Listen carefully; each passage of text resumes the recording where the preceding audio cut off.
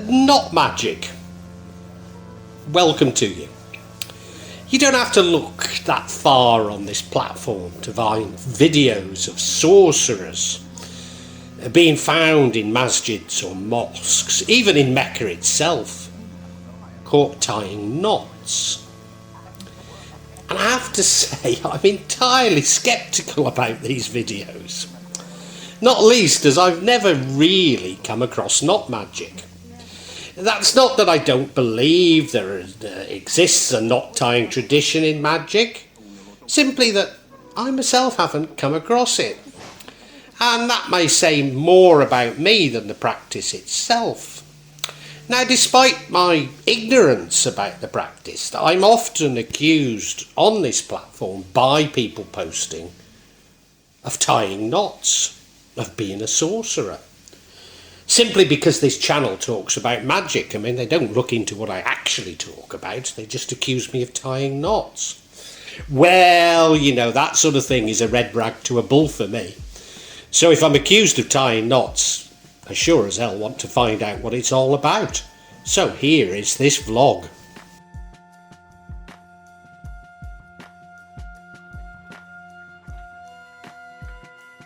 The origins of knot magic. As always, the history of knot magic can be traced back to Babylon. I don't know, the more you research these things, the more these patterns keep coming up, the more you begin to think, you begin to wonder, has history been completely made up? Now, that isn't what this vlog's about, so let's run with it. The British Museum have a cuneiform tablet containing a healing spell using knotted cedar bark. And for those of you who are not familiar with him, do search out for Irving Finkelstein, who's the assistant keeper of ancient Mesopotamian script at the British Museum, and he's so entertaining. He is so entertaining. Do listen to him. He hypothesises that the tradition developed from the idea of binding spirits. And other things I've come across would suggest that he's probably right on that. As always, this tradition appears to have migrated to Egypt, where there's the knot of Isis, which binds or loosens the lives of men with Tat, the knot of fate. The open loop design is said to have represented the uterus and looks much like the Ankh, but with the arms pointing down. Often it includes an amulet. The knot was sewn into garments of the priesthood, and the dead were said to have the knot of Isis woven into their shrouds. The Egyptian Hedgetep was a god both of weaving and of amulets, and knotted cords were known as Anubis threads, since Anubis presided over the practice of wrapping the corpse during mummification. The ultimate form of bodily preservation. The use of knots in spells may well condition the sense of magical power of writing itself, which is concentrated in its own loopings, and the power to turn time back on itself. The knot embodies the most extreme magic of all, namely reversibility. In our temporal world, in which reality nothing ever remains in its place or comes back, in a knot the top and the bottom and the left and the right change places. Perhaps the most famous ancient reference to a knot comes from Greece in the 4th century BC. Pythagoreans in the city of Gordium in Anatolia were going to, I said Pythagoreans, they're Phrygians in the city of Gordium in Anatolia were going to select a new king. According to legend, an oracle predicted that their new king would arrive in a cart drawn by 2 horses up the road towards the temple of Zeus. That person turned out to be Gordios, or possibly his son Midas. The legend has it that Gordios' ox cart, which was concentrated to Zeus and put on display at the temple. The yoke of the cart was tied with a sturdy rope with an intricate magical knot, created by divinity, as it had no beginning and no end. According to the oracle, the man who could undo this knot would gain power over the then known world. Roman author Pliny the Elder claimed that wounds healed more quickly if bound with Hercules' knot, whereas rabbinical law forbade the tying of knots on the Sabbath unless they could be untied with a single hand. Certainly there is mention of knots within Kabbalah, but these are used to describe concepts, not necessarily physical knots themselves. Nevertheless, knots have a particular centrality in Hebrew religion because of the talith and the prayer shawl with its 8 tassels, each tied with 5 knots. This adds up to 13, which added in turn to the number 600, the numerical value in the gematria system of the word zizit. The collective term for 8 tassels makes 613 the total number of percepts in the Torah. In ancient China, knots were used as locks, but the use of knots in magic appears to have come to China from India with the endless knot motif. In Buddhism, the endless knot is supposed to represent samsara. Odin is believed to have used the Valknut to bind or unbind men in battle. Another Norse myth tells how Vunda kept a supply of wind knots in his smithy, hanging from them from a long rope, with knots at regular intervals. In every storm, a wind knot was bound. Each week he untied a knot. Free in the wind, he sent it south with his mad song charged with thunder and hail. The wind knots were sold by witches in seaports across Scandinavia, Ireland and Scotland. It was believed that they could carry the wind aboard the ship, where it would remain secured for the safe voyage. If the wind failed, however, and the ship became static, a sailor could untie the knot to release the wind.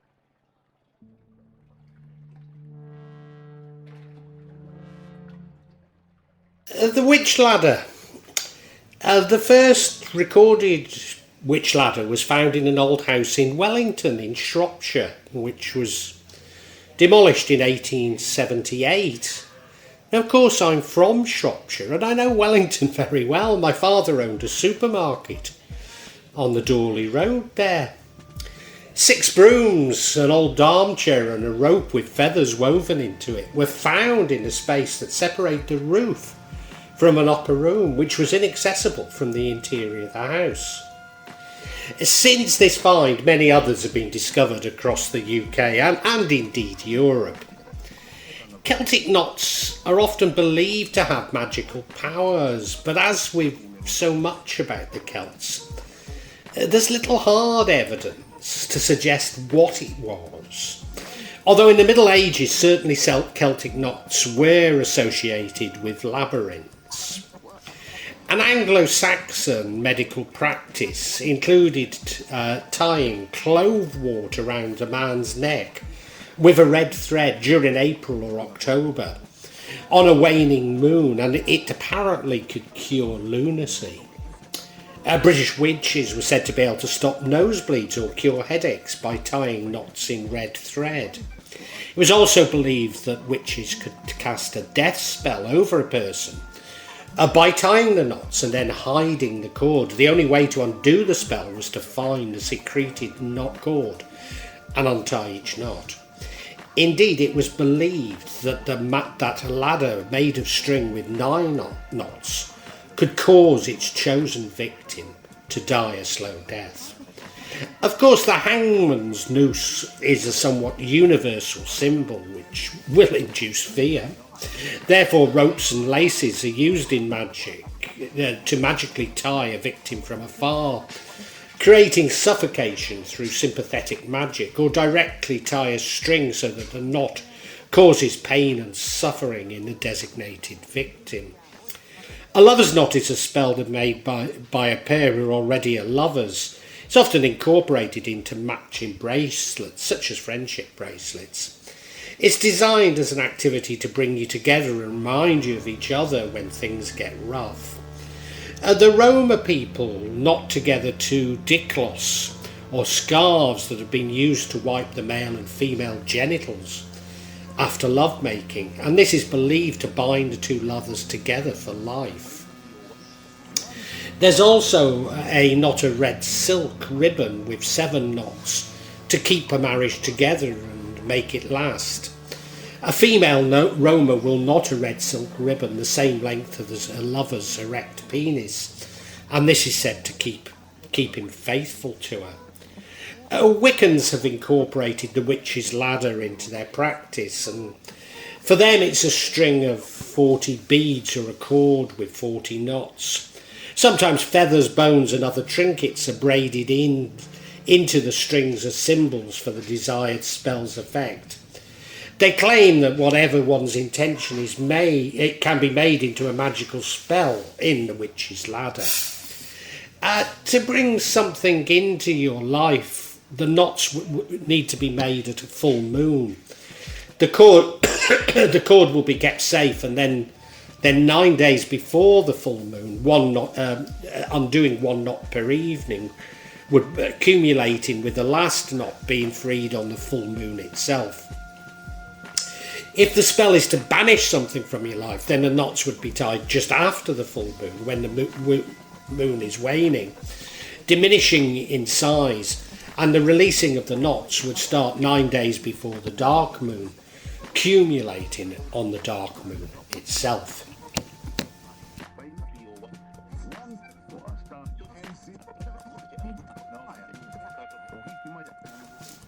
Not magic in Islam. The knots are tied by a ritual practitioner who subsequently blows on them, and this is a practice that comes directly from Surah 113 from Al-Quran. I seek refuge with Allah, the Lord of the daybreak, for the evil of what he has created. At the end, and from the evil of the darkening night, it comes from its darkness, or the moon as it sets and goes away, and from the evil of the witchcraft when they blow in the knots, and from the evil of the envier when he envies. Of course, there is a tradition in some commentaries on Al-Quran that the Prophet himself was bewitched by a Jewish magician called Labid. In some versions, he's aided by his daughters, who tie 9, although in some versions it's 11, and in others it includes hair from Muhammad's comb. So 9 knots in a cord, and then they subsequently hide it down a well. It was only when the angel Gabriel revealed the whereabouts of the cord and the incantations were said over it that it caused the knots to loosen, that the Prophet recovered from his sickness, which is said to have nearly killed him. In Syria, both bride and groom take care to not have anything knotted in or on their wedding costume, in order to ensure fertility and health. A Palestine lullaby sings, "O our moon, O our sleepy one, loosen your girth and go to sleep. The loosing of the girdle brings about the state of relaxedness and comfort." The importance of knots in transition stages is illustrated by a death ritual of the Mandeans in Iraq and Iran. When a sick person is dying, he is washed and clothed in new clothes, but the knot of his girdle is left unfinished. Upon the moment of actual passing, the knot is completed, and after death, the last and final knot is tied, and the girdle is arranged properly. Also in Iran, magic knots are used for healing, marriage, pregnancy, asking for rain, stopping the rain, finding the lost, closing the malicious tongue, closing the groom. Intricate knots, of course, are often present in amulets. Their goal is to utterly confuse the evil eye in order to distract its attention from the wearer or the inhabitants of the house. Written spells are sometimes seen encircled by a border of knots or braids. Another example of the way these intricate motifs help to keep evil out, and thus enhance the power of the spells. Now I'm later going on to say that we don't really use this sort of magic in Indonesia, but many of these traditions do exist in Indonesia, and when we were particularly troubled by black magic, I was advised to buy an aquarium and tropical fish, because evil spirits will be fascinated by the movement of the fish and just stay by there watching them. So, there are similar traditions. Tying a knot in your hair was considered as an effective way against spirit possession in the Sudan. If you'd previously been possessed and were able to attend a ritual for someone else, tying a knot in your hair would ensure you would not be bothered by a spirit. Related to tying knots is the use of textile scraps in places that carry significance. Trees near shrines, graves and tombs, and surprisingly often ancient ruins, sometimes carry worn and bleached pieces of a textile in the branches. These are tied on behalf of sick people, hoping the saint, deceased or spirit of the place will heal the owner. Al-Sihr, Al-Mak'ud is the sihr that's made by tying magic knots into pieces of thread or rope and blowing on the sorcerer blows on it with his dirty breath. This type of sihr can be hidden outside and can even be in the human body.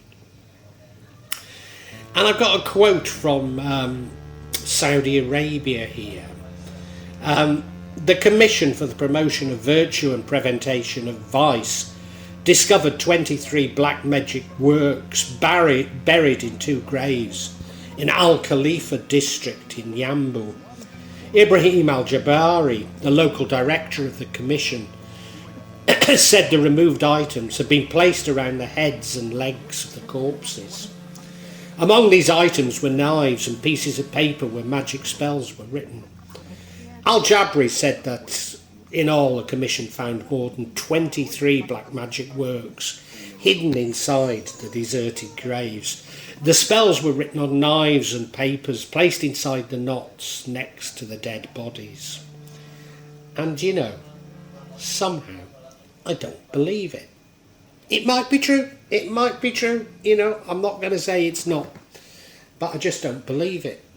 Essentially, this commission hunts out guest workers, particularly from places like Indonesia, and accuses them of blowing on knots, desecrating Al-Quran, etc., etc. All things that I've never come across in Indonesia. And they're charged, and eventually they're beheaded, and their bodies are dumped in the desert. They're never sent home. I just don't believe it. I'm sorry, I don't believe it. I know some people will argue with me. Oh, it's real. Honestly, I don't believe it. I'm sorry.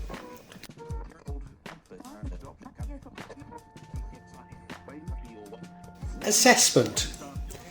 As I say, I've not really come across knot magic in Java. I mean, we do wear charms and bracelets, often containing knots.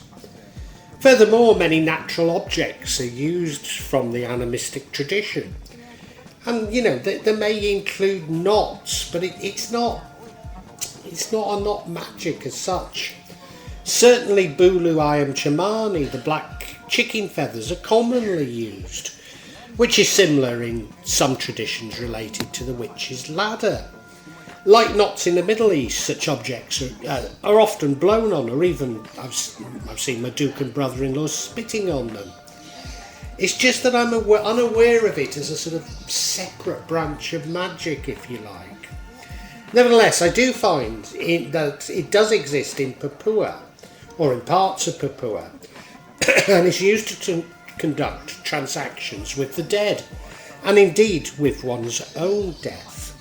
A grieving relative who wishes their death hastened will tie some knots in a leaf and throw it to an egret, hoping that it will fly to the land of the dead, who will come to the canoe in the appointed number of days and fetch the spirit of the supplicant.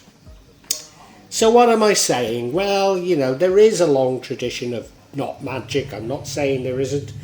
There's a long tradition of not magic in the Middle East, but it doesn't really, you don't really find it that much in Indonesia. And also what I'm saying is, yet again, I think this has been picked up on and is being used for political reasons by certain sections of the Muslim community against other sections of the Muslim community. I really do. I just don't believe these stories at all.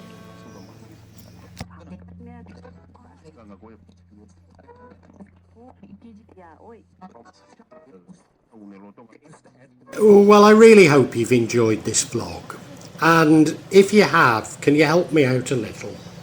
Subscribe to the channel, hit the bell, and then you'll be notified of future vlogs, but also hit the like button and make a comment, because these seem to be what determine the YouTube algorithm, and I'm being really punished by it. So whatever help I can get from you is so appreciated. It really is. When I started this, I was going to do it this section, the real magic of Java. I was going to issue maybe every 2-3 months. Now it's happening maybe every 2 or 3 days. So yeah, if you hit the bell, you'll hear about it. And thank you so much. Thank you for listening. Really heartfelt thanks.